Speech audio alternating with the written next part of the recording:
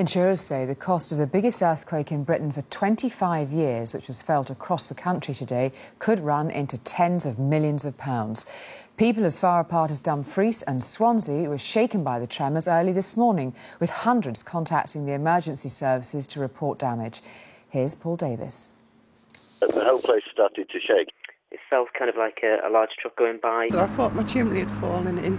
Just like a train just coming through the tunnel. It was absolutely frightening. This was the moment the earthquake struck, captured by a traffic camera in Hull as it shook the streets below. At the same time, a barmaid in Ashby, Leicestershire was clearing away when the vibration caused glasses to fall and her to take cover. This woman was recording her own sleep pattern when rest was rudely disturbed by the same violent shaking. Fortunately, this earthquake's impact was mostly measured in damaged roofs and chimney stacks. The Lincolnshire town of Gainsborough was probably worst hit. Here again, security cameras captured the moment the earth shook, sending masonry and roof slates crashing to the ground.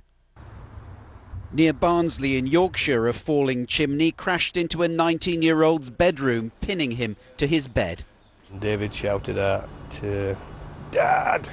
So we rushed upstairs and a big piece of masonry from chimney stack had come through ceiling, landed on him, on his midriff, on his hip.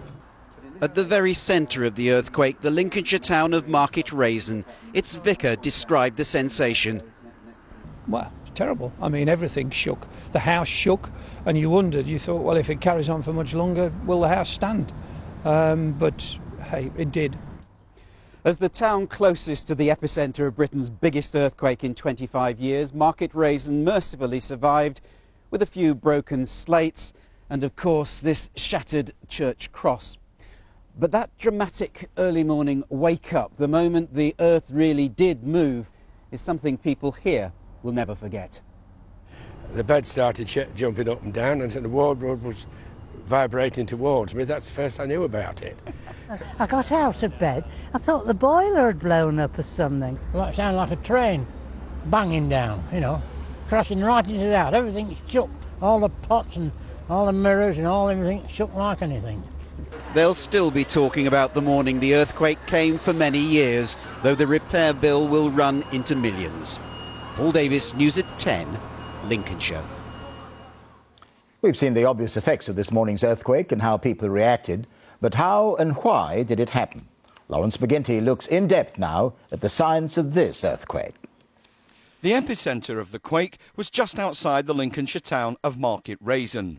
It was exactly 56 minutes and 6 seconds past midnight when the earthquake struck. It measured 5.2 on the Richter scale, severe enough to shake buildings, rattle the windows and bring down chimney pots. And it all started right here, beneath my feet, beneath the Lincolnshire clay, miles down in some very old rocks.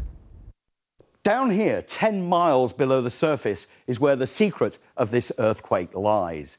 These rocks are part of a huge tectonic plate that stretches to the mid-Atlantic that way and to Turkey that way. Usually earthquakes happen there, at the edges of a plate.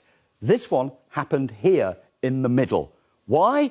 Because pressure builds up in these rocks, and that is released at a weak point, like these fault lines hundreds of millions of years old. That's why the earthquake happened here, and because it happened so deep, we've had a very lucky escape. Just last year we had the earthquake in Folkestone in Kent, which was much smaller, and there was about 30 times less energy from last year's earthquake. But it did much more damage in a concentrated area in Folkestone. And that's because we think that that earthquake was shallower in focus. So the fault was actually breaking closer to the surface. Tonight, geologists are installing equipment to measure exactly how deep the earthquake was. But even as their instruments go in, insurers are saying the damage could run into tens of millions.